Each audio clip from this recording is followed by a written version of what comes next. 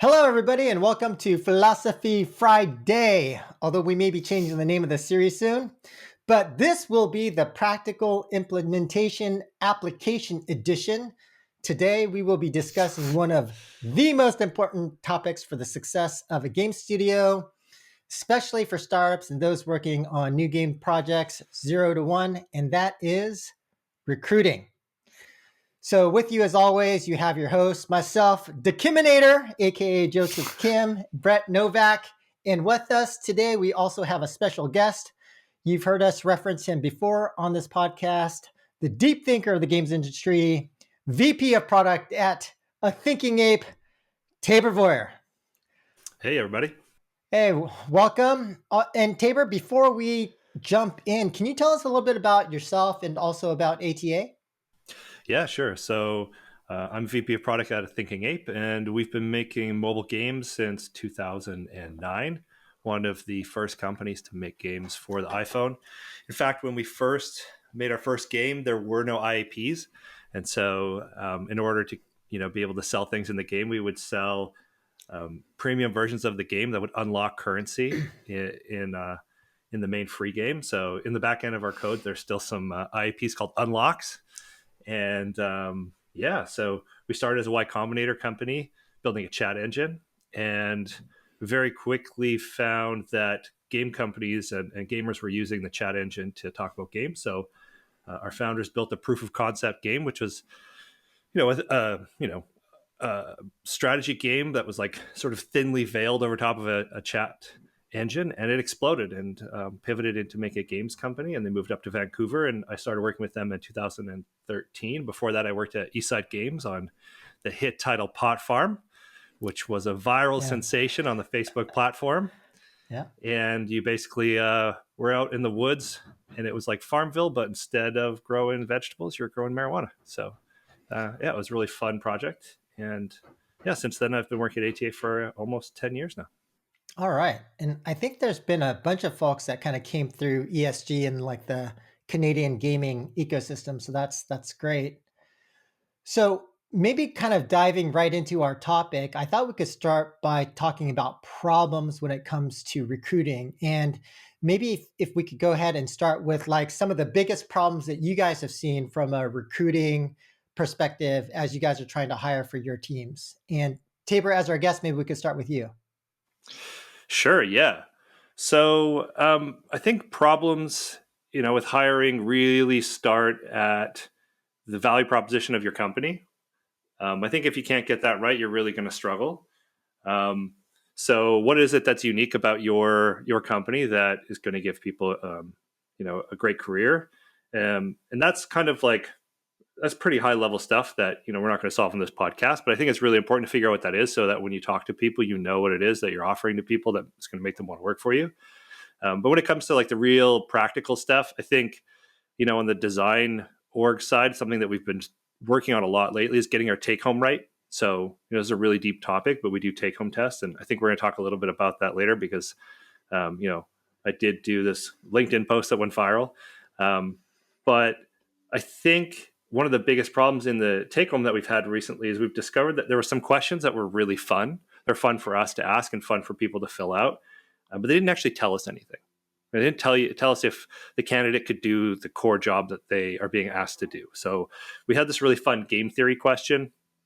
Essentially, what would you do if you had to remove scissors from rock, paper, scissors? How would you rebalance the game and still make it fun and in the spirit of rock, paper, scissors?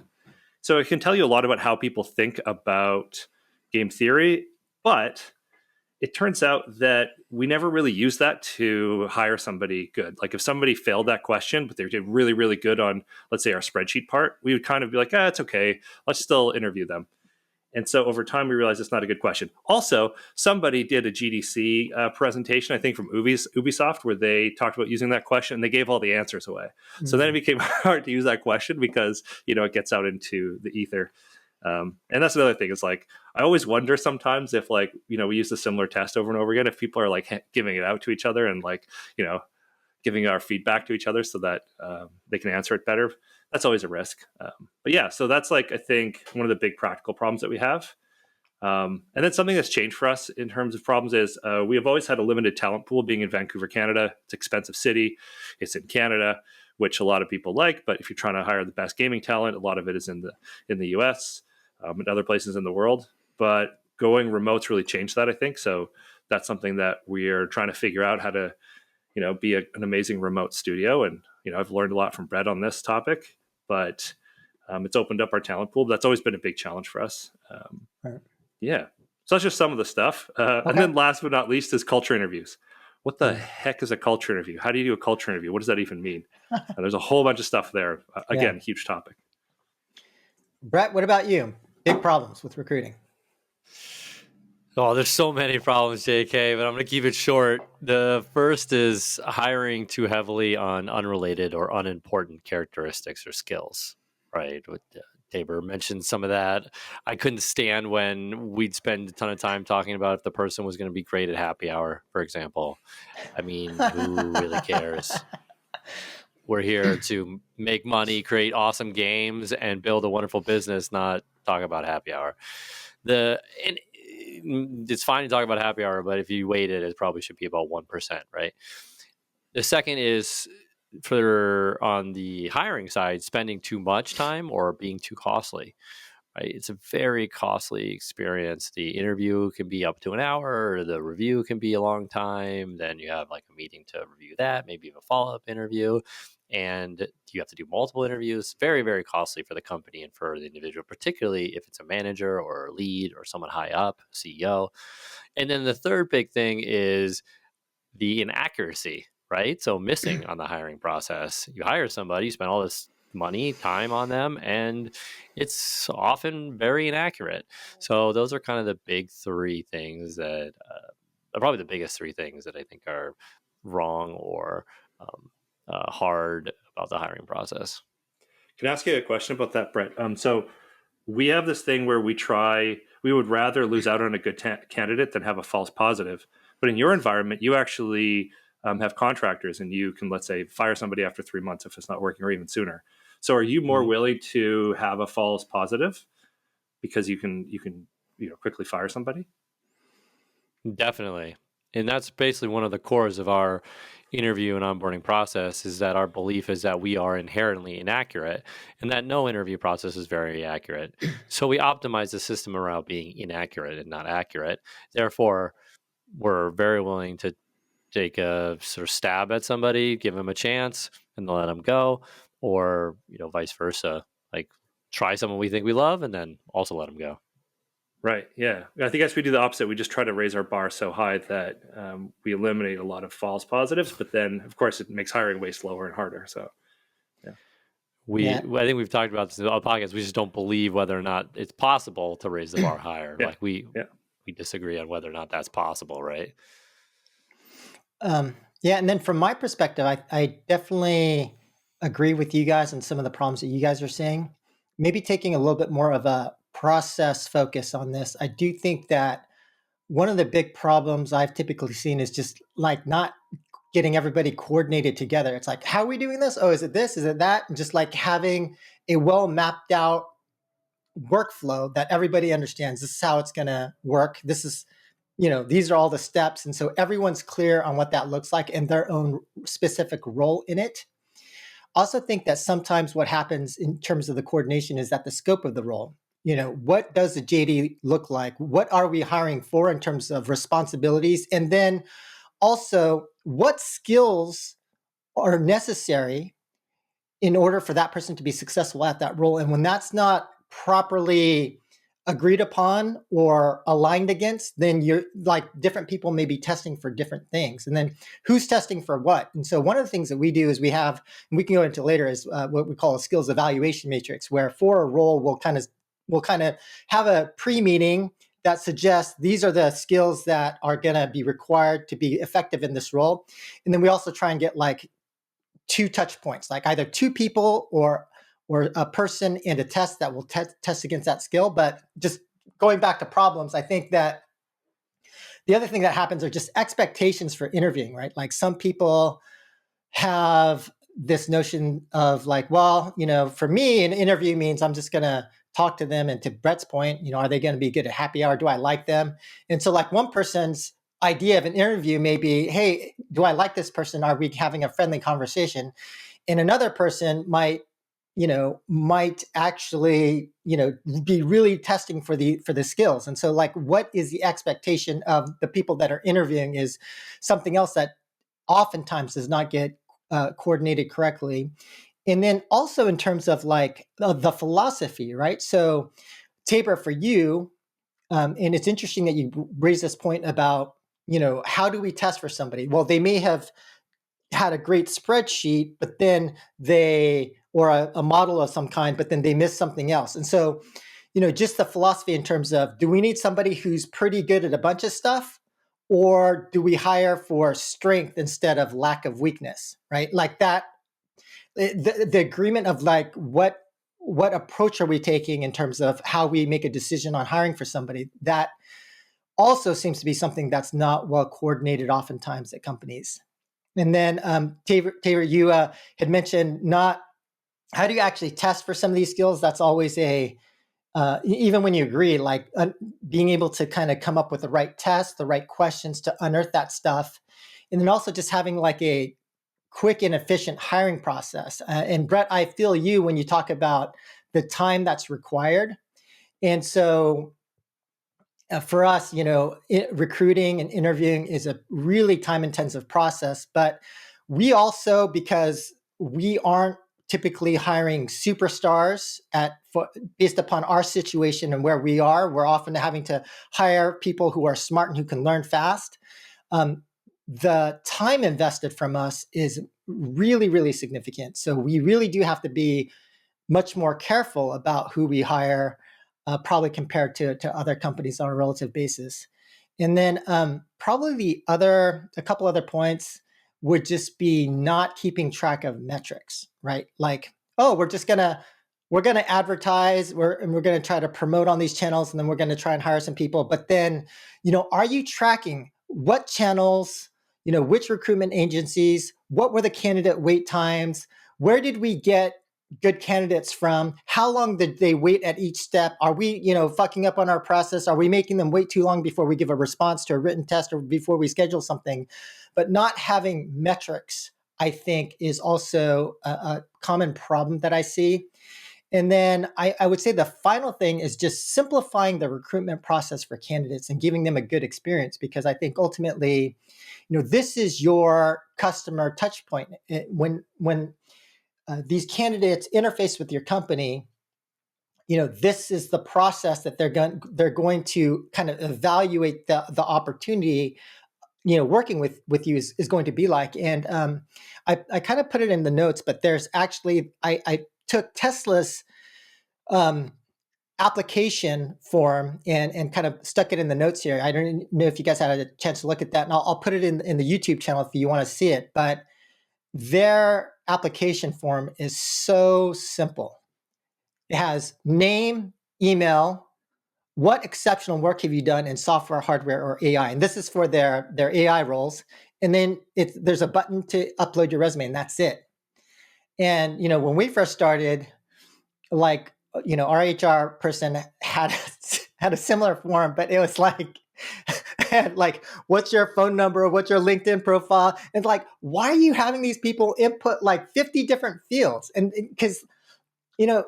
because this is also your funnel. And if you make a really fucking hard thing to actually get into your recruitment pipeline, you're going to have drop off at that funnel step. And so I definitely think that that's another problem that comes up, which is, then simplifying the process and making it a good experience for candidates that are applying to your company.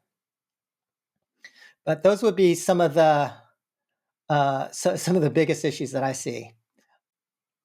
And so maybe moving on to the next topic, unless you guys have any thoughts on that, I thought we could talk about interviews specifically. And I know that all of us have a preference towards doing both, right? Live interviews and written interviews. But in terms of the live interviews, what do you see as some of the problems with the live interviews and why they may potentially not be as good as having both, or kind of weaknesses compared to a written interview? Tabor or Brett?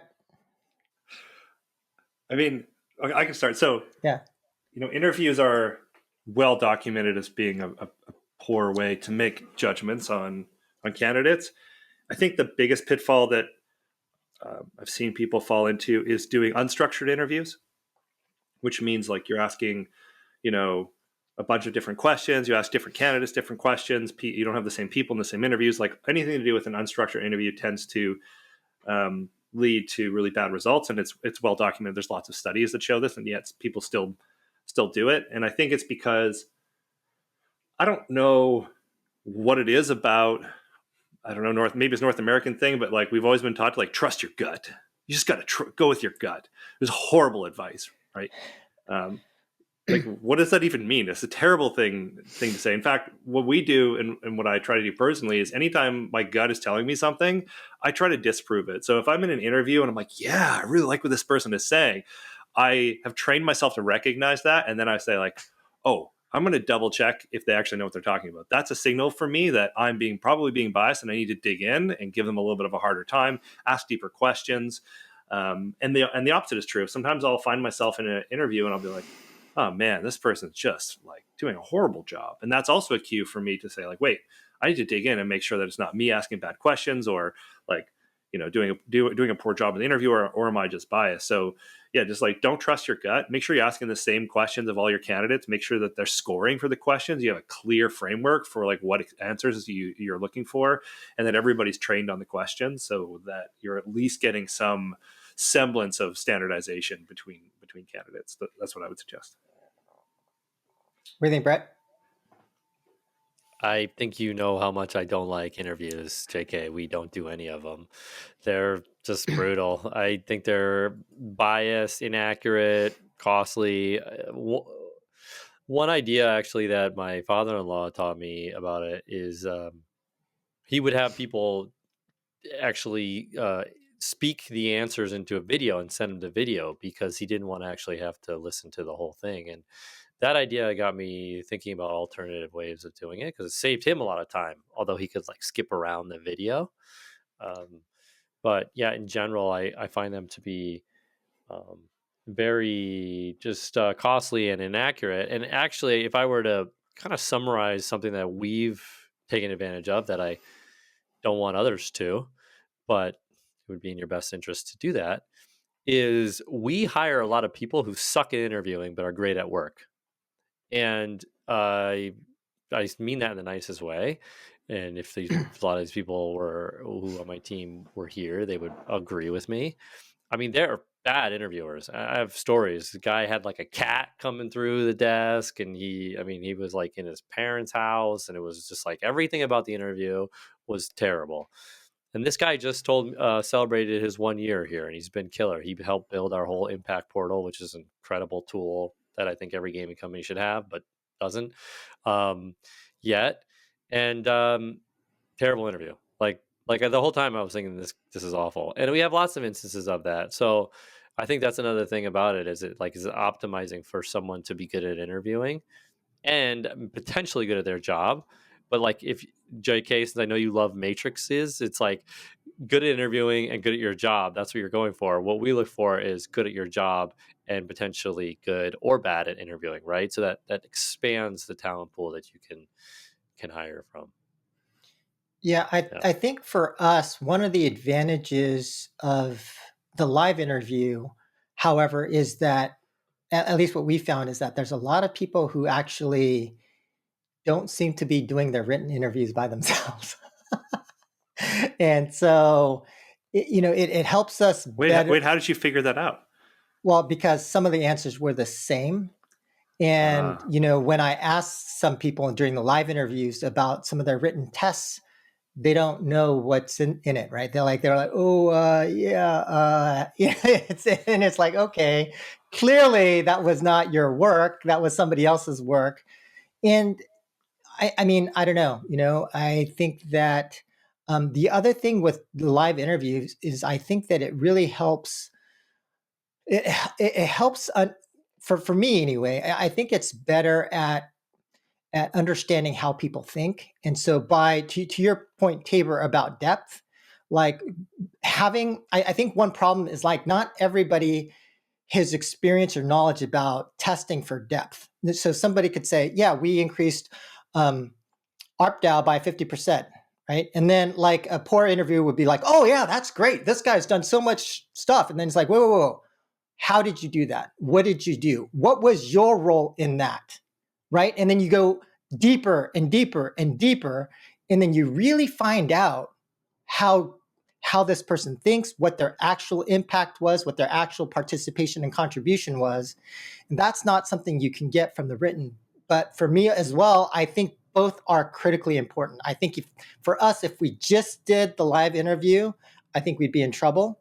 And I think if we just did the written, I think we'd also be in trouble. But I would say my recent experience, maybe because we're a little bit more high profile in India, that a lot of our stuff seems to be getting leaked. So I'm constantly updating our written tests a lot. I just rewrote most of them yesterday again.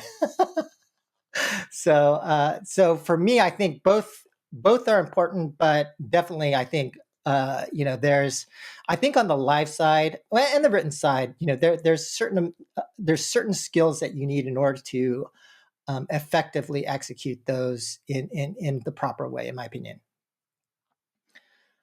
All right. And so I thought maybe we could actually just be a bit more practical here and just give people an idea of exactly what the recruitment process for each of you guys looks like on a step basis. Like like from step one through hire, what does that look like? And again, maybe we could start with you, Tabor. Yeah, so for us, it really depends on the role. But on design, how typically happens is, we get the role approved, and then we'll post the role up on our website. Obviously, we have job posting. It goes through all of the platforms that we use, and then we'll post it up on a bunch of different websites. And then depending on the level of experience required, we'll get incoming applications. So more junior roles, we tend to get a lot more applications. And then the more senior it is, the more we have to do active sourcing. And this has changed a lot over the last, I would say, 3 years, and especially in the last year, where, like, I got to be honest, like sometimes it's like you have to, I'm asking for a favor just to get somebody to apply to the role. And I think it's just because competition in games has become really fierce. And so what I will do is I'll find good candidates that I think have potential, and I'll reach out to them on LinkedIn or find some way to message them, and I'll pitch them on the studio if it's a high profile role, and spend some time just getting them to apply and convincing them that it's a company they want to work for. And from there, they go through and get a take home. That's the first step. Like we don't do any interviewing. None of the interviewers talk to the candidate until they've at least assessed their skill in the written interview, and then we do a full loop interview, and then we try to get back to people within 2 days with the decision. All right, right. Yeah, we're currently reviewing our process, but in general, we post on Craigslist or other platforms. We're expanding that. I was just speaking of analytics, we've been looking at our analytics for our hiring process and going to actively try to improve it. But our company spent $10,000 on Craigslist over the last 12 months, which is seems like a lot to me considering it's but anyways, so we post there, and then it's all remote test based, so they'll have a very simple early test to respond, and then our chief of staff person will review the first test and second test, and the tests are created by the hiring manager, and so the candidate will fill out the Google form. It'll go in a spreadsheet.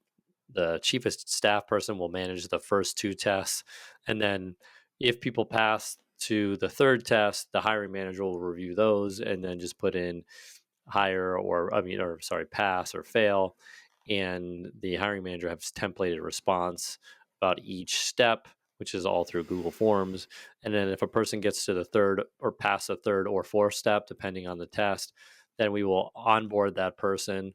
They will get a email, they'll onboard completely virtually, they won't talk to anybody, and they'll start working pretty soon, right? Basically, right after they spend a couple days reading the onboarding documents, which they'll get paid for as well. Got it. And then they're also, just the last part is they're kind of notified that in the beginning, during that process, when they get onboarded, that the hiring process sort of extends. It's a paid hiring process after that, and that within the first month or two, they're really getting seriously evaluated as well, and that's part of the hiring process. And we do, like, actively let go of people who don't kind of make it through that part, but they get paid for that time period. But we're very upfront about the fact that, like, for the first 2 months, they're still sort of in this like hiring process phase. Got it. Okay. And I think for us, we start step one with like agreement on in terms of the role, the scope of work, skills required, align on the JD. So we kind of meet about that. Then we, as I mentioned before, we have something called a skills evaluation matrix where we list out the skills and then we basically just have two checks. Okay, are we going to cover these skills in the written test or through live interviews? But we basically want to have dual coverage, either whether it's with written and live or two live interviews. And then step two would be we then create the written test for the roles. And for some roles, we actually do have more than one round of written tests, just because I think for some roles, for us, like systems designer, for example, I think it'd be really a lot of like just considering the applicant themselves. We don't want them to go through like this huge amount of work and then ultimately, not be qualified. So we try to have like an initial test, which isn't too much work, which can qualify, disqualify a big percentage of the population, then go into deeper depth from there. Then we post with our JDs that when we post our JDs, we have a submission link that's tracked in ClickUp and tied into a ClickUp form. So that's what we used for tracking. And then it also sends out company and culture information about our company and stuff like that. And then from there, we then have like live interviews. And for senior roles, we are considering having something even deeper than just like the live interview, having like a live case study where we have a panel of people and then we send them a number of questions that they'll present to the, to the panel, and maybe even go through like live case studies together. And then the last step is like the decision-making part where we kind of then meet up, talk about the person, and then determine whether we want to hire that person or not.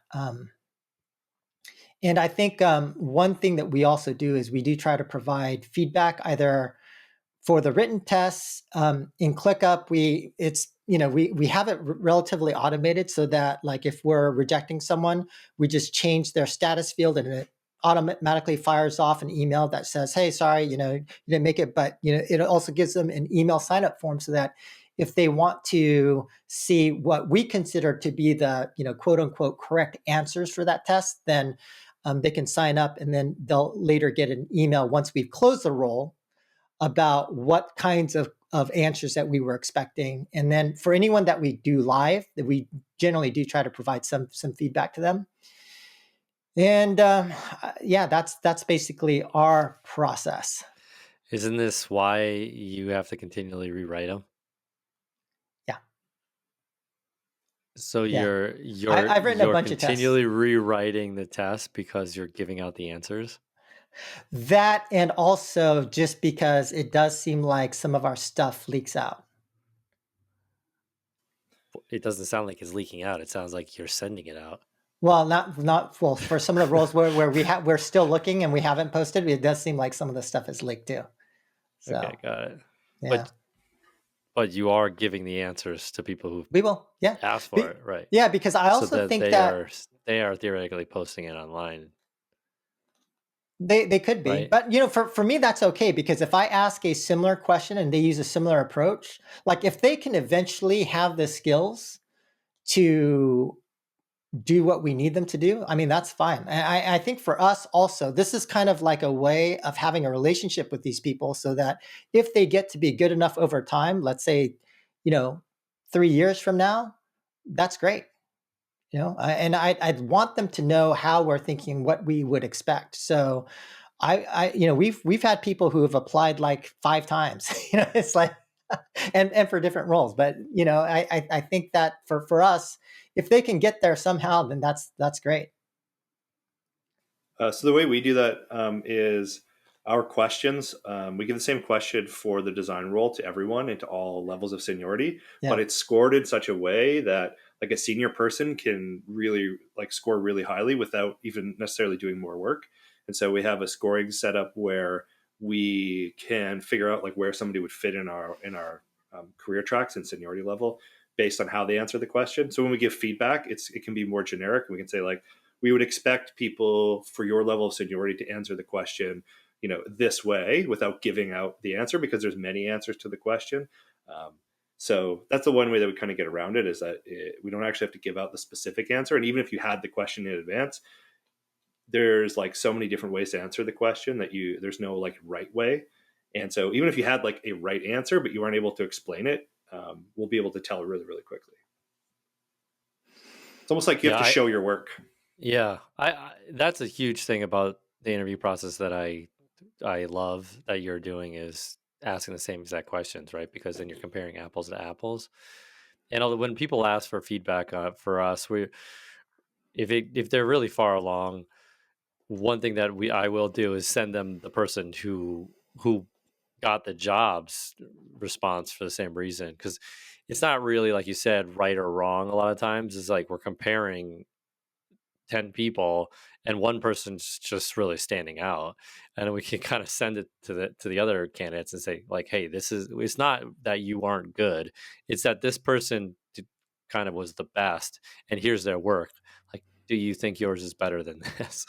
Yeah, And actually, Brett, usually that person is like exponentially better, so it's like pretty obvious, like you look yeah, at like a graph or something, it's just so much better, it's like clear. They're like, no, we're the same. It's like, okay, well, then we have to go and like point out the things that they did wrong or whatever. yeah, For tests 2 and 3 are typically have keys, for us. They're very like yes or no. They got 9 out of 10. So so that the chief of staff person can easily manage that to save time for the managers. Cause I don't want the managers spending a lot of time on it. So that's why like test 1 and 2 are like, here's the test and here are the answers, only 9 out of 10 right passes it through, and then test 3 is that like more um apples to apples comparison style test where it's not really like a obvious answer, but it's obvious who's the best.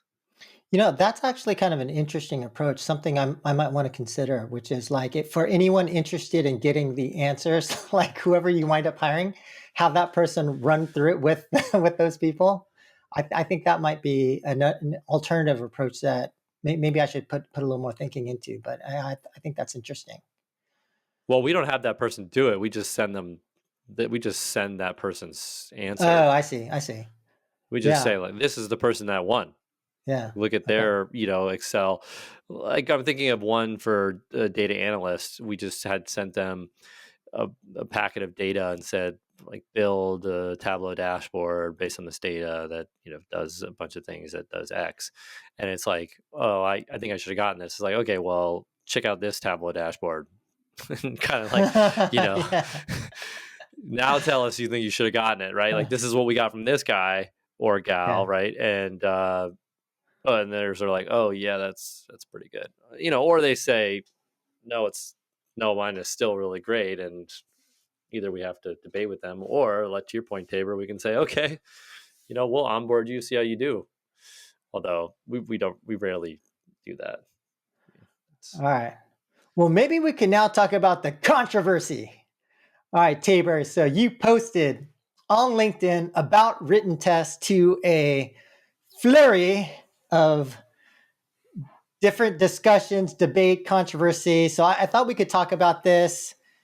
The three of us may be a little bit biased because it seems like all three of us are supportive of written tests, but maybe can you talk about your post and maybe some of the feedback or the or some of the folks who kind of what some of their major issues or complaints was with that? Please tell us a little bit more about that. Yeah, sure. So I'd started using LinkedIn polls to try to showcase some of the work that we're doing at A Thinking Ape. we have really highly successful games, are highly profitable, and we're really well known in Vancouver, but maybe not in the rest of the world. So I was trying to showcase, some of the, more interesting, systems design problems that we have. And so I was having fun with polls, and I posted a pretty, what I thought was benign update saying, hey, I think everybody should get feedback on their test. If you're a company that doesn't get feedback on your tests, I think it's a really good thing to do. It's the least you can do. And a person responded, and they were very angry. They were full of vitriolic internet fury and responded in a reactive way. And basically, what it boiled down to is they said that take-home tests are immoral, Yeah. unequivocally.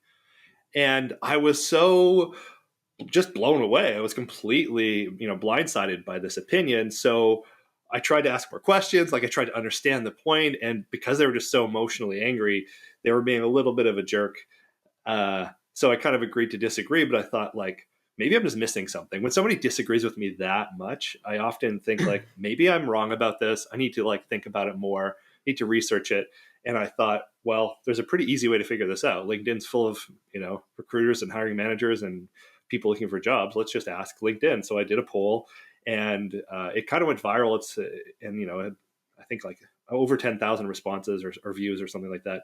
And I just asked people, are take-home tests unequivocally immoral? Are they fine? And other, why or why not? And it just exploded, and people from all kinds of industries started responding. And I think it boiled down to a few issues that people have with some of the take-homes. And one of them that I found completely immoral and terrible is that some companies apparently will use work product from the test in the company. So they get someone to do a test, and then they'll take that work product and they'll actually use it to, make a profit. And you shouldn't do that at all. Sure. Like, that's just silly. And so the other thing is that some people think that you should get paid for taking a take home, which I don't necessarily disagree with, though. I think there's some weird incentives there. Like, I think as a hiring manager, then I have to probably give it to less people, and that gives like maybe some people less of a chance, because obviously it'll be expensive to send a test to more people if you have to pay everyone that does it. So the other part was people said they can be really bad if they're too long, which totally makes sense. You have to find a way to make your test reasonable, and but the vast majority of people were like, yeah, it's way better to do a test than an interview. Oh, and then some people just think interviews are better. I don't know if those people are probably those people are not hiring managers or not experienced ones, in my opinion. So I did a few things. I changed a few things based on that response. So I shortened our test a little bit, and I removed a question about one of our live games, so that even though we would never use work product, there could be no chance that somebody would misinterpret, maybe we launched something similar to an idea that they gave us. And so I wanted to eliminate that because I thought that was pretty valid. But yeah, it was really insightful for me. I learned so much from that post, just hearing everybody's thoughts and feedback on it. But I was just so surprised. I had no idea people felt that strongly. I mean, I just thought it was a given that everybody was doing them. So yeah, that's what happened. Yeah. I remember I caught a little bit of flack on that one for some point or other, but yeah, I thought it was interesting. Brett, I remember, did you comment in on that post as well? Or what were some of your thoughts or reactions from Tabor's survey post? No, I can't remember if I mean, immoral is a strong word for anything to do with sort of like that part of the process. Yeah. But I have found, and we have found, that companies must do this, where they like post what you were talking about, where they immorally post jobs and then they use someone's content, because we actually have had people that we've rejected get annoyed and say, "Oh, you're just doing this to get our work product." And it seems like there are companies out there scamming, because people have actually accused us of doing that, and we've actually, in our initial job post, like, have paragraphs dedicated to that now, that explain that this is a unique hiring process, and we aren't using it, it's legit, and you can go to our website here, and you can go to the CEO LinkedIn page here. And so unfortunately that is fairly common in the market, probably particularly for contractor roles. The second is, I mean, I think that if you ask them to spend as much time on a written test as they would for preparing for an interview, I think that it is not immoral at all, right? Because theoretically they would spend time to prep for an interview. Although, as all of us, I'm sure, can agree, there are a lot of people who don't prep for interviews. And, a quick story of one thing that happened when I was in Blue Shell Games is I interviewed somebody who didn't have a job, who hadn't downloaded the game, our biggest game. And it was a 30-minute interview. And I think we were about 5 minutes into the interview. And I ended the interview in about 6 minutes in. I was like, you just didn't download the game. It was a product manager role. And I thought that was basically that was a reason to stop the interview. Well, that guy ended up posting in a forum because his whole company got laid off that I was a jerk and that he got offered, but he was turning it down because I was so terrible. And that got back to my boss, who ended up having to call me in and be like, why is this guy saying this in this forum? And I told him, and he said, okay, well, you should probably just interview for 30 minutes and then just hang up. So, unfortunately, people can take advantage of it. And the last thing I would say is that we do pay for the last test. So that does, I think, help. And we have found that it soothes the rejection, for example, because we do ask them to do 5 to 10 hours of work. And we're upfront about it in the beginning that they will have the third test will be paid and it'll be 5 to 10 hours. I think we have changed that, though, because we were spending a lot of money on that. And I think what we ended up doing is shortening that third test and then just onboarding people. But we did see that. And when we have had people get really pissed that they got rejected, because boy, people have their egos and think that they are the greatest of the great at everything. Or some people do. I don't want to sound too salty, but we get some of that. We do end up paying people and kind of saying here, how much time did you spend? And they'll be 10 hours. And we're looking at the work thinking, yeah, right, probably maybe 3. But we'll swallow our pride and we'll pay them the 10 hours at the hourly rate they would have been hired for. And we pay them, and that basically shuts them up and gets them on their way and kind of proves that we're legitimate. And if they're claiming we did it for their work, then they got paid for their work and they kind of move on. So that's a way around it. If you get any flack for it and they're upfront with you about it, is basically say okay, how many hours did you work on this? What's your hourly rate? Here's 10 times whatever your hourly rate is, and get lost. Don't say get lost, but that kind of ends it. Kick rocks, get out of here. Yeah, get out of here. Yeah. I can't believe, though, people, I've had this happen to me too, Brett, where people come and they haven't played your game. It's a free to play game company. It's free to play the game. The very least you could do, if you're listening to this and you're applying for jobs at free to play game companies, download the game and play it. How do you even know if you want to work on that kind of game? Blows my mind. This is product management role. Product management role. You can't download the game. That would have taken you 5 seconds. And you guys have known at this point, I don't really, I'm not too afraid to just speak my mind and just get it. I was all right, well, this interview is done. It was 5 minutes in, It was a very short time period. Well, he didn't like that. Oh, I'm really sorry, Yeah, it was. For any role, it's not even product management. It's possible. Even if you're going to be an engineer, any role, you should use the product of the company that you're applying for at the very least. I'll give a counterpoint to that. And I was just talking to someone who's been at my company for 9 months. I've never spoken to this person until this week. And the people, they love our hiring process because they're the people that are really talented who've been overlooked because they weren't, cool enough or weren't really good at happy hour or whatever, or weren't, whatever the case. And they're like, dude, I love your hiring process. This is amazing, because they love the fact that it's based on skill, right? It's based as much as it can be on skill alone. And so the people that are complaining, saying it's immoral, are probably the ones who aren't very good, who want to bullshit their way into companies, No comment. I'm not commenting on that one.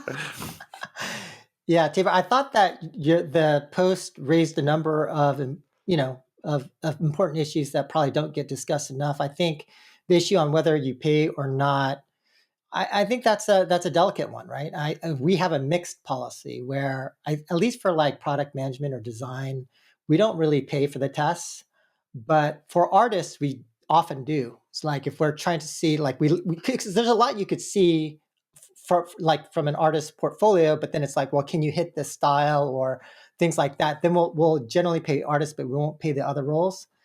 And then I do think that one of the issues that came up where I changed my practice after reading your post was, there were people who were complaining about, well, you could steal somebody's idea or this or that. So then so I used to have questions that were more relevant about the specific role. And then, so let's say for a producer, instead of asking them to create a staffing model, I changed it and said, well, okay, create a model for a candy shop. We've got Hershey's, Oreos, this, that. And then I changed it. And then, but like the models I got back weren't really as specific or relevant. And so now I was just like, you know what? I'm just going to forget about all these, like I have to do what's best for the company. What's best for the company is seeing if they can actually do the actual work.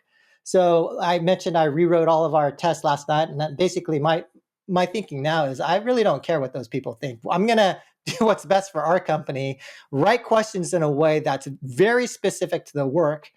And I mean, realistically, like I don't know who these people are. I do agree though that there are some people who are just crazy and they're going to think that you took their idea or whatever. I can literally count on one hand. And I actually remember the names of the people who I actually learned something from during an interview. And it was never a written interview. I've never learned anything from a written interview, but from a live interview, I remember the two people because it happened so rarely. And it's not like I even used what their insights on a product at all. So I don't know. I do think that this is a sensitive topic. Some people are going to get upset if you ask specific questions like, we're a shooter game. I'm going to say it for, how would you think about Battle Royale? How would you think about this? And I mean, there are going to be some people who are going to be like, oh, I'm so smart. I'm going to know, I'm going to like put in a response that they think I would have never thought of. But guess what? No. I really, really doubt it. If you do, I'd probably hire you. So anyway, that was my thought on that. I don't know. I don't know if you guys have any more thoughts on that, or maybe we could next move to how do we actually recruit in terms of channels. Brett, you mentioned you're pretty heavy into Craigslist. I don't know if you've tried or thought about trying anything else or external recruiters or things like that, but maybe we could start there. And with you, Brett? Yeah. Well, before you go on, I do think I want to stress that I love the paid. I would even say paid tests. Like for the artists, I would, for example, I would just pay them to do the work, and I would just pay a few of them. For example, we were hiring someone to build our dashboard design, and I just looked at a bunch of portfolios and hired 3 people to actually build the dashboard. And it was costly in terms of a money standpoint, but it was extremely inexpensive in terms of time because I just wrote out like what I wanted once, and then I sent it to 3 different people, and they just built the dashboard design, all 3 of them, and then I picked one. I mean, in terms of my time, it was extremely low. I had to pay 3 people for the dashboard design, but that person was fast and amazing, and we got a finished product. So I think for positions like designers and things that are very like tactical, paid, not even test, but paid projects right up front is a great way. But that's like, it's a little trickier when you have like because usually there's like an IP agreement as part of your employment contract. So when you're interviewing someone from like a competitive company like Zynga or EA or whatever, like having them actually do work that you use, I mean that opens you up to all sorts of IP and legal issues. So yeah, obviously with that kind of stuff, it's sensitive. But I mean, if you're hiring for something that's like a contract role or something like that, right. I think for those type of work, for that type of work, I mean, again, I'm making recommendations that are bad for my company because I'm going to be more competitive. But I think for that type of work, I would highly stress going contract direction. The type of work that it's very like specific and you're going to be just like creating work product. You don't need to be like in a sort of like in the company culture as much. You don't need to have like a dynamic personality or a dynamic skill set. It's just very much like a, build art or build code or things like that. I think that contract work is just like a much better way to go. But yeah, I don't want to put words in our VP of Creative's mouth, Tyler Schrader. He's our VP of Creative, and I believe that he's gone away from doing art tests because he thinks that you can see if an artist can do the work based on their portfolio.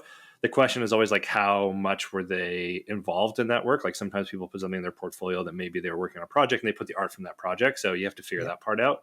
But I think artists are it's much easier for them to show off their work than it is, let's say, for a designer to be like, look at this amazing spreadsheet I built. They could, we don't, it's not part of here's it. my spec. Yeah. That's here's true. my design spec. Yeah. Tabor, that's a great point. We actually did that with our writers, is like we just have them submit writing samples now because it widens the funnel, right? It's like, well, okay, you wrote this, so you don't have to spend a lot of time on it. So I agree with that. Yeah. If they have previous work. And this is why people should think about creating their own blogs and things like that, because the more of your writing, the more of your work that you put online, there's less evaluation on the part of the recruiter. So yeah, I definitely think people should also think about just doing that for themselves personally as well. It's on my list of things to do. Yeah. Yeah. That dashboard people we hired was just looking at their previous like Tableau dashboards and stuff for dashboard design, right? It was like, yeah, I can see all your work. This looks pretty similar and sweet. Yeah. So your other question is platforms. Yeah. I mean, we do Craigslist and we're examining a whole bunch. In fact, if you ask me this question in a month, I probably have a better answer for you, but we just built a spreadsheet of how many people we get. I think it's between $3 to $5 per applicant on Craigslist. And as I mentioned, we spent $10,000 in the last 12 months on Craigslist for our jobs. And we're going to be testing LinkedIn, Instagram, Indeed, and a whole bunch of others and looking at the stats for that. So if you're really curious about in a month, 2 months time, we're going to have a lot more data on it. But yeah, Craigslist has been great for us, and you can get a wide variety of people, from people with Ivy League backgrounds, not that they are any better than anyone else, and people with no college degrees who are excellent workers as well. And you'd be surprised. All right. What about channels for you, Tabor? Yeah. So I think, we post in like all kinds of job boards. It really depends on the role. And like I was saying earlier, their seniority level really determines how much inbound we get from those different postings. So the more like the less technical or less skilled the role is, the more applications that we get from job boards. And then for more senior roles, there's a lot of active sourcing. And, I don't think I did a good job of maybe selling the company at the start when I was introducing myself, but, we have been making, games profitably for over a decade. We have, an incredible studio and an amazing work culture. And in Vancouver, we've done a really good job over the last decade of becoming, one of the destination studios.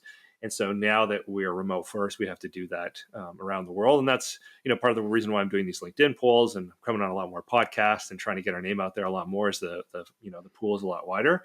But I do a lot of active sourcing for people. And I think that it's really useful for me as the hiring manager, because I get to talk to people and understand what are they interested in. And like, if I pitch the studio to them, I can figure out like what things resonate with people the most. So we can tailor a lot of our marketing to candidates around the things that people actually care about. Because sometimes there's things like, a long time, there's always the joke about like culture isn't just like a ping pong table and a beer fridge, right? You really have to talk about what it is that your company does that makes it unique. And so figuring out what parts of that resonate with people is really important. For example, one of our core values is have wonderful arguments. And I'm always surprised how many people read about our company and they want to know what that means and talk about it. And for us, it means that, in order to make good decisions, we have to be comfortable disagreeing, and we have to be comfortable, having arguments, but we have to do it in a way where we show each other that we care about each other, and we're not doing it in, the brilliant jerk kind of way. So we follow the radical candor model. And I think people are really interested to hear about that and just talk to somebody who actually works at the studio. I mean, recruiters are worth their weight in gold. Okay. They're amazing, but I have a much higher hit rate when I add somebody on LinkedIn and say, hey, I want to talk to you, than a recruiter does. If the VP of product sends a message to a game designer, is like, look, I want to talk to you, I think your experience is interesting, that's always going to be better than having a recruiter. Yeah. Or you have your recruiter use your LinkedIn account. Hey, that's a good idea. I should try that. You can talk to me offline. I can give you some tips. Anyway, as far as like my own personal experience, I think that we've had the most success through LinkedIn, either direct outreach or through LinkedIn ads. And then we tried a number of boards, but without much success. So we tried Indeed, we tried Hot Jobs, we tried, I forgot some of the other ones, Monster. And then we're recruiting in India, so we tried some of the local job boards as well as like Naukri and things like that. And we just haven't had a lot of luck. I will say like the other source where we've had better luck is AngelList. So for us, it's been mainly like LinkedIn and AngelList.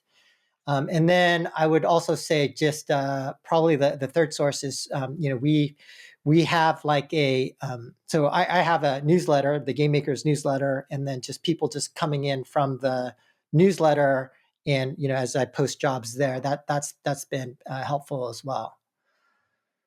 But Do you hire people directly to a company that you operate in India, or do you contract them Yeah. through like subcontractors? yeah, so like the way we're structured is we have like a U.S.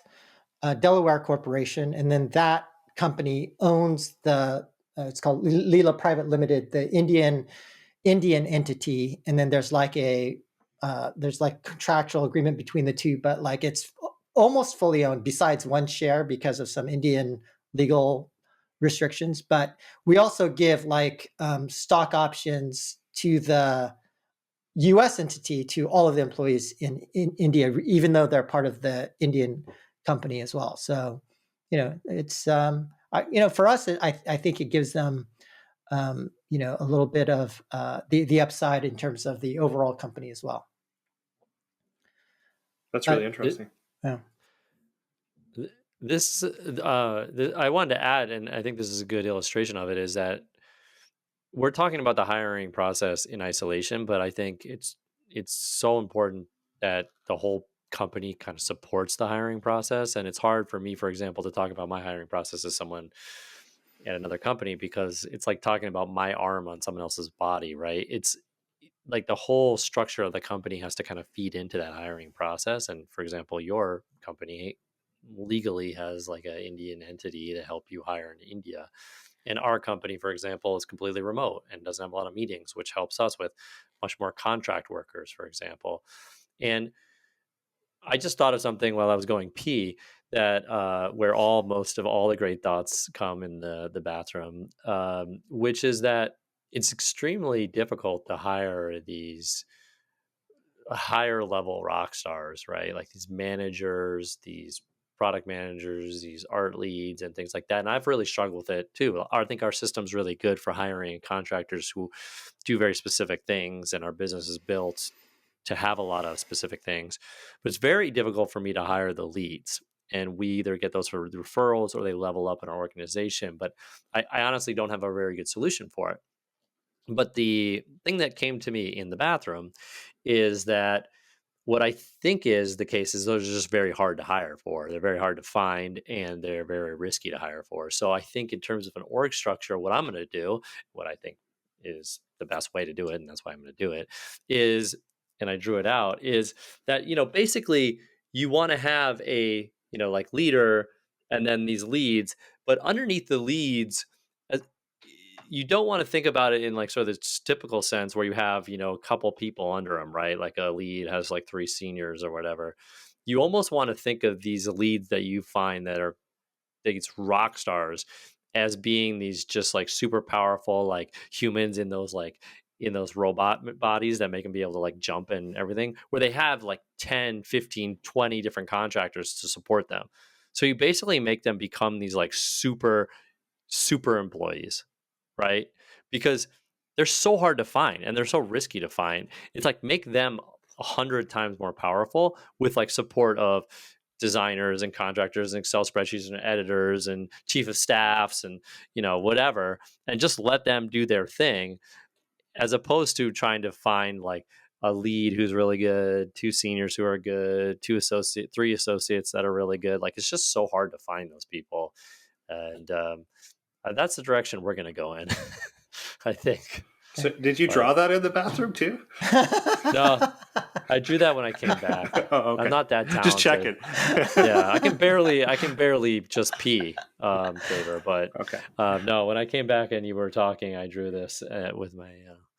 Yeah, but speaking about superstars, that's the other thing I wanted to talk to you guys about, because We, Well, I'd love to hear your thoughts on that, Tabor, because I know you have some yeah. opinions about it before you go on to the superstar. Um, yeah, so I think that model can work, and actually, this kind of ties into my response about superstars in general. Is that I think that model. I mean, that's the model that EA sort of popularized with producer. Like they stole the idea of producer from the music industry with this idea that like a rock star producer can work with any band and make them successful, right? Um, but I think that there's some problems with that for a sustainable organization, and that then your superstar is sort of like a single point of failure, and you give too much responsibility and power to a single person. Depending on your org, I think that can be risky. It works for a lot of people. Like there's a lot of game studios just built around. I mean, look at how many press releases come up like from the team that brought you Halo and Halo 2. And now they're making a game a lot like Halo. It's called Destiny. Yeah. Like that stuff works, and those people Dude. know how to do that. But I think if you want to make an organization that is innovative and like less fragile, if you want to be anti-fragile, I think that the approach should be to find those people and have them coach and create other mini superstars. But to try not to rely on just the superstar model, because you just end up with that single point of failure. End up with like everybody's a supporting cast to that one person, and if they're not happy or they're not performing or they get hit by a bus or something, then you're screwed. Dude, that was Yeah. so spot on. You just threw a huge wrench in my process idea. You're completely right. You don't want to have those people. You don't want to have that because you're right. Like they're rock stars. They could ask for a massive raise. They could walk out on you or whatever. Like they get a big ego. Then they want to do whatever they want. Yeah, forget that system. I mean, in essence, I've built. Let me just redraw what I've kind of built, but it's more like this. Okay, this is my. I mean, it's more just like a straight. It's just me, and then just like 50 people underneath me, and that's sort of how I've built it in some ways. Although we do have leads and seniors and things like that, but I agree. I think ultimately you don't want it relying on any superstar, even yourself. That's what I've been trying to solve for the last year. Is I've been trying to basically replace myself. But you will right. You want to replace yourself with non all stars. You want to replace yourself with people who can like positions that can be done by lots of people. So you really want it to be like I don't even know what the picture is, but really just like like I'm almost thinking about a globe with a lot of different dots that can be filled by almost anybody and also filled by multiple people. So it's like you have redundancies in the company, which is something that we actually do a lot of here. A little bit off topic, but yeah, that's interesting. On that topic, what we talk about a lot is like building the machine that makes the machine. So I think even if you do hire those rock stars, your goal should be for them to make a bunch of mini rock stars and to extend that knowledge out into your organization, not just through coaching and mentorship, but also like documenting what they do and what they know. Make them thought leaders, right? So there's this idea of playbooks that we've taken on where people write playbooks for the things that they're really good at and really passionate about so that information can be disseminated across the studio and they become living documents that other people can work on. And that's been a really effective way for us to try to do that, process of, just making that information and that skill something that everybody can learn from. And we also do things like cross-team designer meetings, for example. We'll do workshops where somebody who's really skilled at something will do like a workshop on what they're working on, or even like pair up with a junior designer and have senior designers paired up with junior designers and like help them with, hey, how is your spreadsheet set up for this? Let's look at it. Let's like make it more efficient. And so it's all about, training and coaching. And that model means though that you have to give people a lot of responsibility and you have to give them space to fail. And that doesn't work for every organization. We have an incredibly stable live ops platform of games where we can give people varying levels of responsibility and risk to learn from in a way that doesn't negatively affect our studio if they fail, because we can sort of like toggle and control the level of risk that they're facing. But like Joe, for you, like you have everything on the line for this product, and so like you can't afford maybe to have that kind of that risk tolerance. So probably you're going to need a lot more rock stars, like people that have proven experience that you can trust, because this is it for you, right? Yeah, but I think to your point about why do we seek these superstars or rock stars. It's because they have specific knowledge or experience. And I think there's talk about it in two ways, right? And so like talking about superstars, one kind of superstar has very specific experience, right? And so like for us, like for a shooter game, it might have to do with netcode. It might have to do with like, how do you design the feel of a gun and the kind of tools you'll need to build in order to optimize that. So that's very specific knowledge, or like level design for a map or something like that, right? And so we're looking for very specific knowledge. That's one part of a superstar. The other kind of superstar we look for is just skill and capability. So like, I think one of the things that I have realized is that talent is not linear, right? And so you can have an engineer who is literally 10 times better than the mediocre engineer, not superstar engineer. And actually, not even 10 times, it could be infinite, because this superstar engineer could quite literally do something that the rest of the team just cannot do. So to some degree, that difference is infinite. But to your point, though, the reason why we see these superstars, and this is something that I learned working on King of Avalon at FunPlus, was that we had something which I have now come to refer to as the leads-based model, which is that we took a relatively inexperienced team, but then we found a lead from the best. We started from it was always like, okay, who's the best person in the world? Let's work our way down. And then that person would join the team. And then, to your point, disseminate the skills so that the rest of the team over time levels up much more quickly than if they were just like, well, okay, let's try to figure out what the best practice is. Let's kind of iterate through this. And no. It's like, you want to, like, for those superstars, if you pay 2x, 3x, 4x, 10x, it's probably worth it. And so my question to you guys then, because we're just starting this program, right? Like, how are we going to find and get these superstars? Like, how would you guys go about trying to attract these superstars? And I may know some of the answers that you're going to say, Tabor, but one of the ways that I've seen it is like quite literally these, some of the people who are recruiting these guys will try and get into like their game clan and play games with them for like hundreds of hours, and then like half a year later, try to pull them over or something like that. But I don't know. What do you guys? How do you guys think about that? Pay them ungodly amounts of money. Well, yeah, sure. Like, if I was building a shooter game, I would be going to like the Destinies and the Bungies and the Fortnites, and I'd find their best person. I'd be like, what do you want? What would it take? Yeah. How much money do you want? How much money would it take? And there's going to be some people who are just like, what? Get away. I don't want to do that. I like what I'm doing. But there's going to be people who are interested in, one, a novel problem and starting something new, and two, just ungodly amounts of money. Like, that's just the truth. If you want a superstar, you got to pay for it, right? It's like that, the old saying. It's like, the bus doesn't wait for anybody on the basketball team, except it waits for Michael Jordan. Like, if Michael Jordan doesn't show up, it's going to wait for him. And it's the same thing when it comes to salaries. Like, if you have that model where you need that person, you have to pay them. Yeah, and I think it was Google that was one of the first to do the study on employee compensation. And what they found was that the way that most companies think about compensation is linearly, meaning that, they'll pay people, let's say 10% more, even though that person might be doing 50% more work, might be 3 times more productive.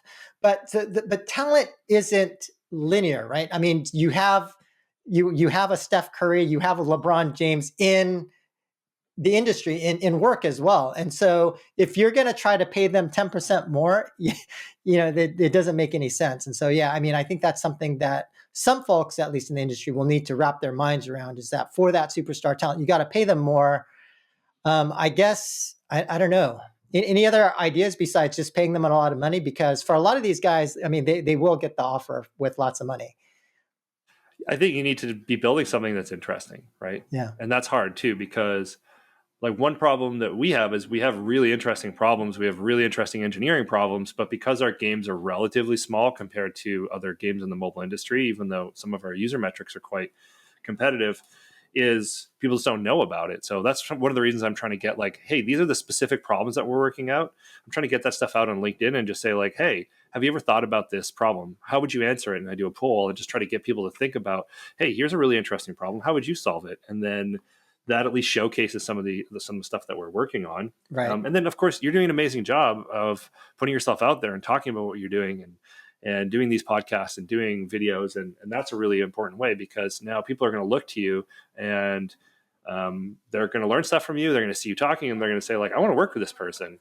So I think that's a really good way. I don't know if like gaming with people is necessarily like a sustainable approach. Like if it works, it works. Like we had a guy that we played hockey with who he just sort of like signed up for a hockey team and he was a candidate we wanted to hire. And we played with him we played hockey with him, he played on our team and just like hanging out with him all the time. We'd always just be like, hey, so when are you gonna come work for us? When are you gonna come work for us? And he'd be like, oh, no. And you shower with a guy enough times and eventually they want to work for you. So, that my HR team would be very mad if I said that. It's just a joke. It's a joke. I'm just kidding. Okay. So there, and that's actually how Kenshi recruited me. I'm sorry, not in the shower. By coming out to, I was doing meetups in Vancouver, right. And he started coming to my meetups, and I asked him to be in one of the presentations I was doing about data analysis, and we just kind of got to know each other. And over the years, he just was really nice to me all the time. Anytime I had a question, he gave me the time. Even when I was a junior designer and he was, the CEO of this company, he saw something in me, and he always talked to me. And every time I was at GDC, we'd be at like, some private party, and he would come over and talk to me, and just over time built a relationship. And I wanted to work for him, just because I really respected him, and he took the time to get to know me. Yeah, it does seem like with superstars, it's more about the long game, right? Like being like just making sure you keep in touch with those guys once a quarter or something like that, and when the time is right, because I think everyone experiences some change in their lives. Maybe that's the time to, if things align, then you can try and pull one of those superstars, as well as, to your point, financial compensation, as well as things related to the mission, the problem you're working on, things like that. But and work culture too is really important to senior people. Like, what is your work culture? I had some feedback from one of our senior people that, one of the things on our work culture, on our company culture, is best ideas win. And he gave me some feedback that like, that's a really powerful, core value, but but for really senior people, it might also make them think that means that everybody, gets to have an opinion about every decision. And so we should be really careful about how we articulate what that means at the studio. And there's a lot of things where, like, if you have senior rock stars, have them go through your entire hiring process again and be like, what's good about it? What's bad? Have them audit it for you. right. I think also as a business owner, even though you may need a rock star, and this is my Bill Belichick in self talking here, JK, All right. you want to, either after you hire that person or even before, start figuring out ways to reduce your need for a rock star, because building a business around rock stars, as you brought up, Tabor, is very dangerous and very costly. And so I think as much as possible, you really want to be de-risking yourself or removing the necessity for rock stars. And I think we've chatted about how it was pretty inspired by the movie The Founder, which talks about the McDonald's and how they built a large business off of like operationalizing the cooking experience. But as much as you can, you want to, and in that way, you can almost, again, go back to contracting. It's like distill down what it is about the rock star that you really need. Right. In the case of shooter, it might just be the concept of the game, or it might just be some small aspect. You might not necessarily need that person. And it's like, well, how much can you pay that person to give you an idea? Probably not that much, for an idea that might not work. Right. I mean, would they take $50,000, $25,000 for a bunch of ideas on what to do with the shooter market? Probably. If it was like a weekend's worth of work or something like that. I mean, so there's, you got me thinking about Elf. It's Christmas time, but you got me have you seen the movie Elf? Yeah. Yeah. Right? Do you remember the whole premise of the movie is they can't come up with a good book idea. So they hire that writer to like come and give them an idea just for one pitch meeting. And he like comes to the board with these ideas. And he's like, it's that concept. You probably could find somebody who's like really, really good.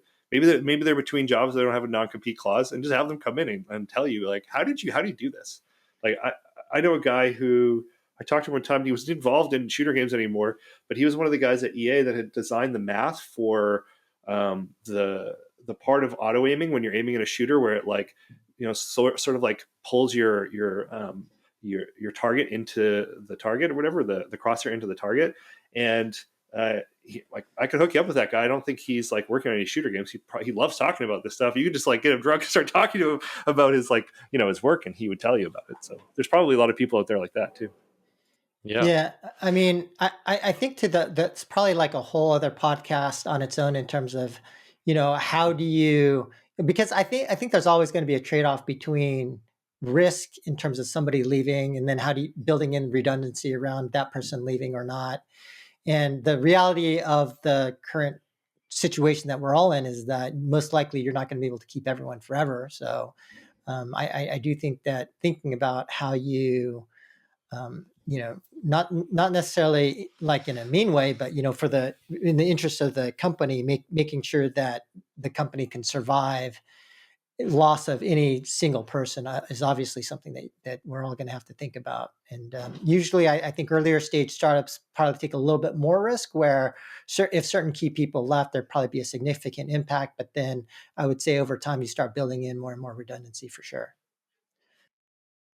Yeah, and I do want to highlight one part of this, so that we're touching on, that's key to our hiring process, and I think could help a lot of others, is that really understanding what exactly it is you need that person to do, and weighing that thing way more heavily than other things, right? And to your point of linear versus exponential, in the hiring process, I think we wait, or before I created my own hiring process and was at other companies, they would weight a lot of different things fairly equally, right? But when you're thinking about the rock star that you're talking about, it's like the idea that they have about the shooter is maybe infinitely more times, let's just say 1,000 times more valuable than their ability to get along with the team, right? But when you think about it through the biased interview process, a lot of people will weigh those things fairly equally, right? And so if you really distill it down and push yourself to be like, hey, we really just need this person to give us the like best auto aim system, right? And that's the most important thing by 1,000x, then your interview process is much more accurate, I think, about if you should bring him on or not. If he's a huge asshole, it's like, well, we're willing to deal with it for 5 months because we just need this like shooter accuracy, right? And so I think that's really important. It's helped us a ton. Right. And I think those are all the questions that I had. But one comment you made, Tabor, around, how do you even test for culture? Do you guys want to touch upon that and whether you guys actually do or not? Sure. So we spent a lot of time recently thinking pretty deeply about culture interviews. See, that's why you think that we think deeply, because that's how we answer every question. We've spent some time thinking deeply about this. I did quite a bit of review of even some like business journals, trying to understand like where is even the literature in on this. And what I came to the conclusion is that I think a culture interview can be useful to like raise a red flag about a candidate. Like if you have a culture interview, I think that there can be scenarios where like this person, has you standardized questions first of all, with like reasonable answers, where you figure out, if the person's going to like be a really really bad fit. So a good example for us, and hopefully I'm not giving anything away too much, is like if somebody doesn't like free to play games, they're not going to be a fit at our studio. And you'd be surprised how many people apply where they're just like, I think free to play games are predatory. I'm like, okay, well, we built free to play games, so do you really want to work here? Probably not. Yeah. But that's an example of like, we've actually had a lot of people at the studio who become like kind of toxic, because the truth is they don't want to make free to play games. They took the job because they needed a job, and we want to try to eliminate those folks. So that's a good example of a standardized question. It's not about like, hey, are they going to be fun at the Christmas party? It's about like, do they believe in our business model? But like, I don't think that you can have somebody who fights to hire somebody because of culture, right? So a good example of this would be like engineering, let's say, because it's pretty technical. If somebody fails your technical bar but has an amazing culture interview, are you going to hire that person? Probably not. Yeah. And I think where that type of thing happens is when you're dealing with like, let's say, a manager or a lead, and you're trying to hire them, because I think a lot of folks believe that management and leadership is about culture, but it's actually a skill that I think you can test for. And so in every role, I think you just have to be careful that you're not hiring people for some kind of implied culture fit, but rather you can use culture to make sure that they're going to fit into the studio for a more standardized set of things. Because just like anything else, culture interviews are probably far worse than a technical in-person interview. But it's something that I still think there's some usefulness, at least to like make sure that you're aligned on the same incentives as well. Like asking somebody like, hey, this is how our compensation is set up. This is what our bonus structure is, how our bonus structure is set up. Like, what do you think about that? You can probably learn a lot about how somebody reacts, or like work-life balance. What do they think about that? Like maybe you have like a studio where you give people 2 weeks off, and everybody that works at your studio loves that because they all love to work. And there's somebody who's like, yeah, I take 2 months off every year. Like that's a good thing to know. At our studio, we believe like work-life balance should be a very personal thing. So like there's some people that want to work all the time and hate vacation. Some people like need a month off to focus, and that should be specific to the person.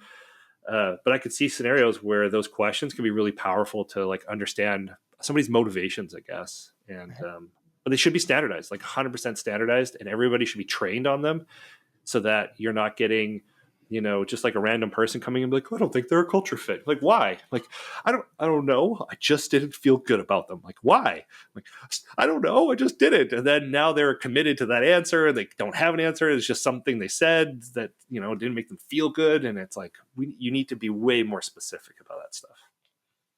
Okay. That was kind of ranty. Sorry. Oh, no, that's great. Brett, any thoughts?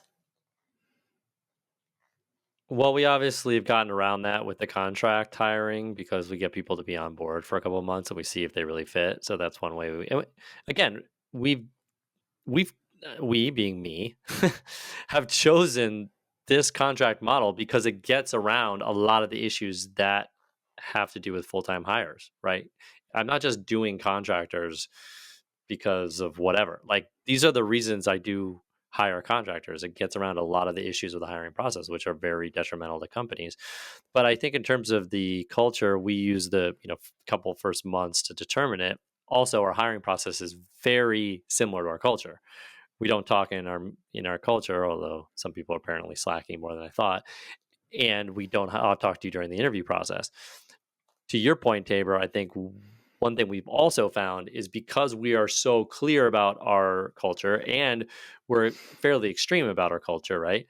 A lot of times we actually have the candidate opt out because the candidate doesn't like the process. So they may be like, well, I'm a little overwhelmed with this like hands-offy culture or whatever. And we're like, yeah, okay, great. Or they'll be like, hey, I'd love to just jump on a call with you and hear a little bit more about your company. And I'm like, fail, because it's like, that's the opposite of our culture, right? Like I'm not going to spend an hour talking to someone that has a very low likelihood of being hired at my company.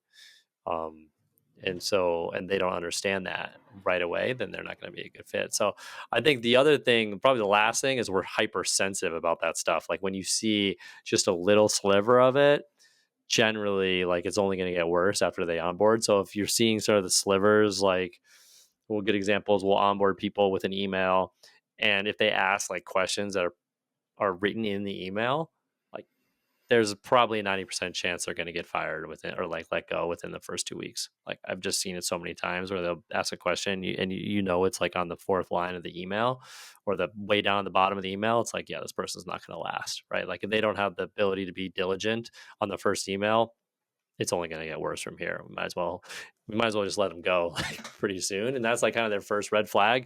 If we see anything else, they're gone. So people self-select pretty much. Yeah, people self-select, but also like we're really hypersensitive about little stuff, and I think that's something like you have to be careful of in the interview process in particular, is your brain just likes to convince yourself of not seeing data points, right? Oh, yeah, he answered that question weird, but he's kind of a good guy, right? It's what your brain's doing over and over again. And what I've trained people to be like, no, you see that one little thing, right? Like they had a little error in their email, or they didn't read that one line. Like we just had someone the other day who we had to resend the like Google invite a second time, right? Like to me, that's already like that person's probably already not going to make it, right? Like because what went wrong? Like I don't understand how you couldn't get that. Like what does that mean for you handling much more complicated things, right? And you can kind of see that early on, but it's like our brains are so trained to be like, no, no, no, it's fine, dude. Like you said this person was good. Like overlook it, overlook it, overlook it, right? And it just gets worse, you know. It never works So out, right? When you take that chance on somebody that you have like not somebody that you have a gut feel isn't good. Like you shouldn't trust your gut. But when you have like evidence that they aren't going to be able to do the job, but you do the opposite, that never works. yeah. The one thing on culture that we have found, and I don't know how to solve for this, I'm trying to figure out a good interview question that can be standardized for this, is the biggest culture problems that we've had are people that we say they have a distortion field thinking. And what we mean by that is like you give them feedback or information comes in, but when it comes back out, it's different. So like you give them feedback and say like, you have been interrupting people in meetings a lot, and like we'd just like you to spend some time thinking before you speak. And what they hear is like, oh, I'm really good in meetings and nobody is listening to me and I need to like talk louder. And you're like, what? No, that's not, I said the opposite. And it's wild when you have someone like that. Like I've seen it maybe like 4 or 5 times in the last 10 years, and they're incredibly disruptive because oftentimes they're like, yeah, okay, I'll take that feedback. But in their minds, they've processed it differently and they go and do something completely different. And it takes a while sometimes for those people to get picked up because they say the right things, but then they do the wrong things over and over and over again. And it's hard for a manager because they're like, no, he gets it. He's going to work on it. Or, Yeah. like they really understand, but then it just keeps happening because they can't process information in the same way as everybody else. Yeah, that I call that the difference between someone that hears you versus listening to you in terms of feedback. And I think one of the things that I've done against that is just, is I think you can't give the feedback just verbally, in my opinion. So what I've done is I've given them the feedback verbally and then written it down and then have it in a written form and then we go over it together. And then it's like, oh, but I don't know. So you may try that. Maybe that helps. Maybe that doesn't. That's probably based on the person. In terms of like testing for culture, I personally do like to test for cultural fit. Just because we're pretty particular, right? Like, and very similar to Brett, like I kind of feel that life is so short and like wasting people's time is something I really hate to do, both on our side and their side. And so we generally do try to like bat signal as much as possible. Like this is our culture. This is what we're like. We aren't like if you're 9 to 5 and like work-life balance, go, you do not want to join us. Be somewhere else. Because I think it just saves so much time if they can like see what kind of company you are and then just self-select out that, just makes it a lot faster, more efficient for us. But then we also try to test for that as well. Now, I think the one tricky part would be like, for younger recruits who don't actually have a culture, who are trying to figure it out. And then I do think that there's kind of like this perspective around frame of reference. And as an example, I think people can be the way that people view the culture of a company or whether something is good or bad, often, in my opinion, comes down to frame of reference and how you're thinking about it. It's kind of how like James Clear in his book Atomic Habits talks about, you can think about work in one of two ways, that it's either work you have to do or work that you get to do. And it's, and I'm reading blog posts about people who talk about, well, you can't overwork people. They're working too hard. You burn them out. They get tired. You have to give them breaks. You have to give them rest. And it's like, oh yeah. That makes a lot of sense. You can't overwork people. Can't do that. And then I see, and then I watch a video interview with like where Joe Rogan interviews David Goggins, and David Goggins is like, man, you just gotta like get the shit done, just work on it, stop being a pussy, and just like get shit done. It's like, yeah, you should just, and so like the way, and I'm the same person, right? But the way that it's kind of framed and how you view it, I think that also is part of not only your culture, but how you interpret the culture. And I think especially for younger people who don't have a strong point of view, that can actually just be, well, they just don't know. And so, and they're just still trying to figure it out. So I think that's a tricky part with the cultural interviews as well. I have thoughts on that. Yeah, go for it. So I think for young people, one thing that I tell young people is that when you're young in your career, you have to make a choice. What you don't have is experience, and there's only one way to get experience, and that's to spend time. What you do have usually when you're young, if you're lucky, is a lot of time. And you can choose to do what you want to do. If you want to spend that time working and getting experience, you will become experienced. If you don't want to spend time getting that experience, then it's going to take you a lot longer.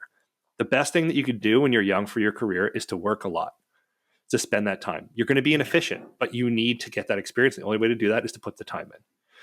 When you get a bit older, sometimes you become more efficient, and maybe you can spend a little bit less time on work because maybe your job actually requires a lot more, I don't know, deep thought than it does actually like sitting down and grinding out work. Right. And the other piece too is I am so surprised how many young people ask me now in interviews about work-life balance. This is a new thing that's happened maybe in the last three or 4 years. And in games, I think it's because there's so much focus on crunch that it's become this thing where everybody is like, well, the games industry is full of crunch and I don't want to crunch.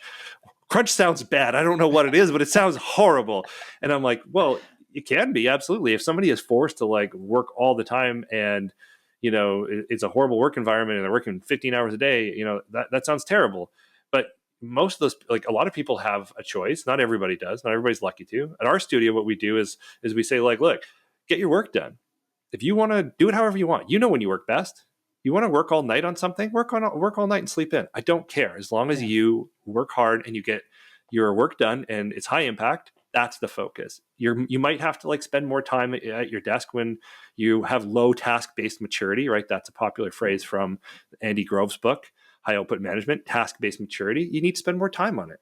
You need to get that experience. There's nothing wrong with that. There's nothing wrong with working hard. Now, David Goggins, on the other hand, like that is, he's like a genetic freak, that guy. Like I would not be trying to compare myself at all to him. And like, I don't know if you do any like sports, like I do a lot of weightlifting. And one of the things that happens as you get older is you just don't have the recovery that you used to have.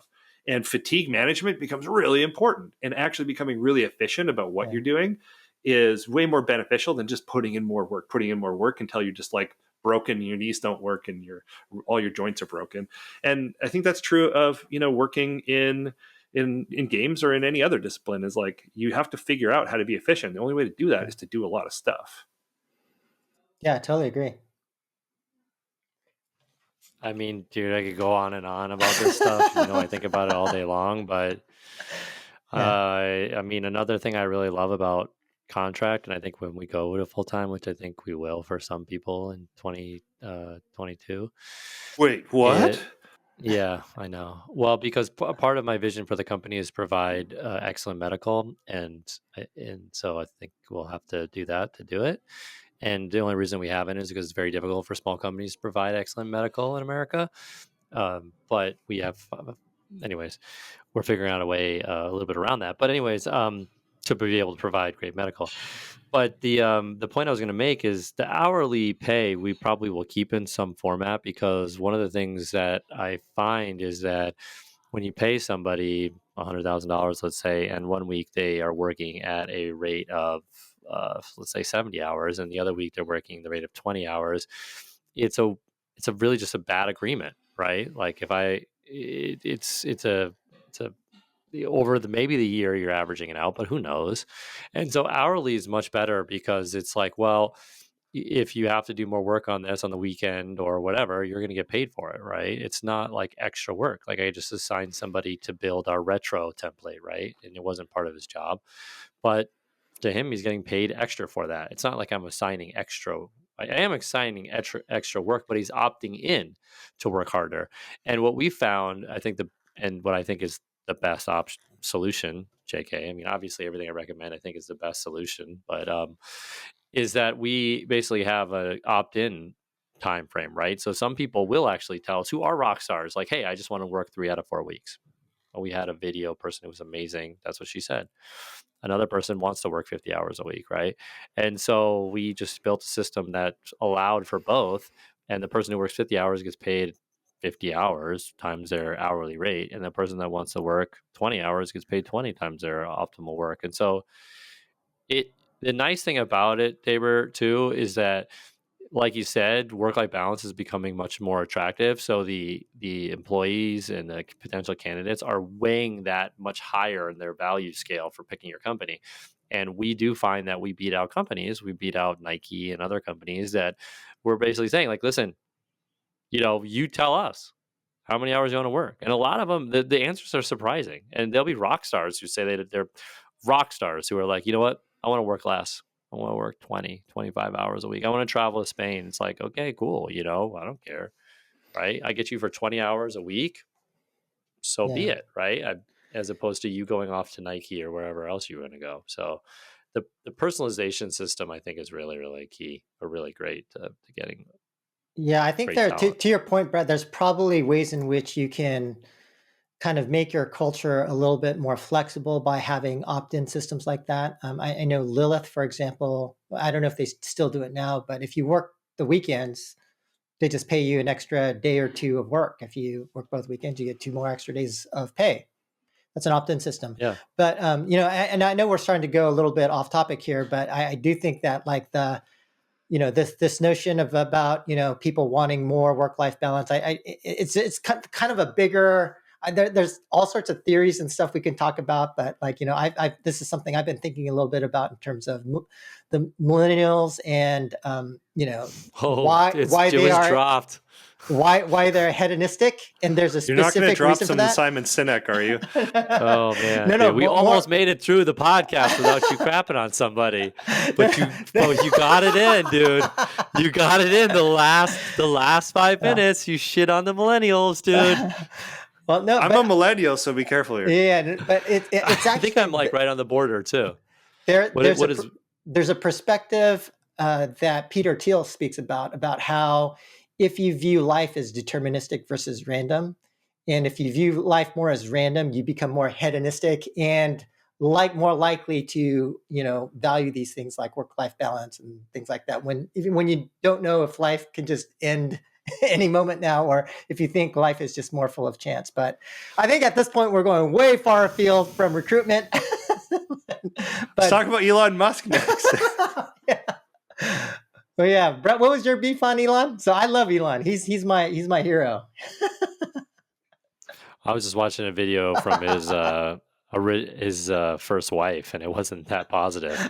And that's partly why I be careful about who you set as your heroes. Yeah. I remember when I first started my company, I used to listen to How I Built This, which is a great podcast of all these founders, these amazing companies. And it was just kind of incredible how many of them told me about their broken families and their, broken marriages and all this stuff. And I was like, okay, so you made $100 million company and your kids don't talk to you and your wife divorced you. And if you live in the state of California, you just gave 50 million to your spouse.